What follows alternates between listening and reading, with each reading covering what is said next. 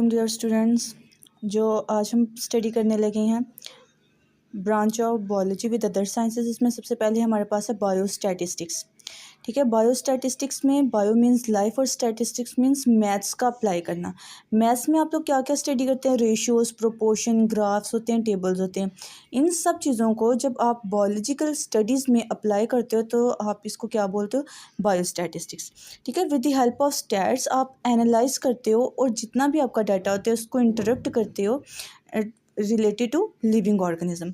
For example, अगर आप लोग किसी भी डिज़ीज़ के बारे में स्टडी करते हो तो आप उसके बारे में बताते हो कि ये जो डिज़ीज़ है पहले इतने परसेंट में थी और उसके बाद इतने परसेंट, फिर उसको आप कंपेयर करते हो। कंपेयरिंग में आप हमेशा ग्राफ्स को ड्रा करते हो।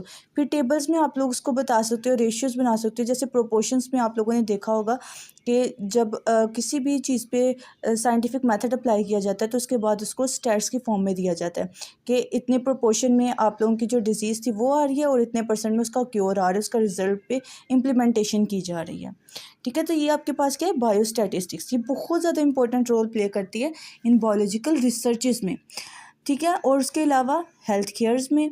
ठीक है, हेल्थ केयर में क्या आ जाता है? WHO के अकॉर्डिंग आप लोग पढ़ते हो कि डेथ रेट पहले इतना था, उसके बाद डेथ रेट अभी हो गया। फिर बर्थ रेट को और डेथ रेट को दोनों को आप कंपेयर करते हो और उसके रिजल्ट में आप लोग क्या बताते हो कि पॉपुलेशन जो रेट है वो इंक्रीज़ हो रहा है पहले की निस्बत या डिक्रीज़ हो रहा है।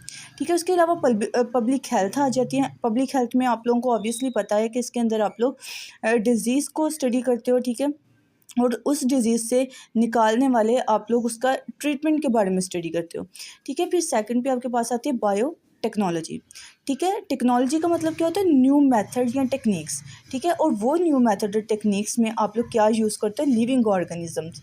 ठीक है, लिविंग ऑर्गेनिज्म को यूज़ करते हो by the help of new method और टेक्नोलॉजी और उसको फिर आगे से यूज़ करते हो for the welfare of human Mankind.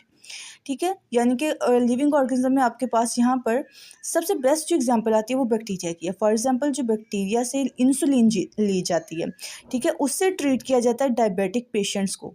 ठीक है, उनका शुगर लेवल को कम करने के लिए।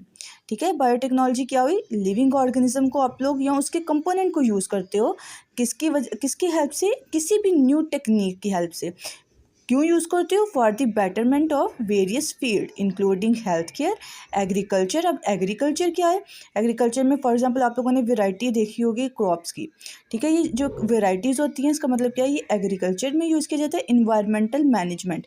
अब इन्वायरमेंटल मैनेजमेंट से क्या मुराद है कि फॉर एग्जांपल इन्वायरमेंट को आप लोग स्टडी करते हो। ठीक है, कि इन्वायरमेंट के अंदर आप लोगों के पास जो कार्बन डाइऑक्साइड की कंसनट्रेशन है by the passage of time वो इंक्रीज़ होकर ग्लोबल वार्मिंग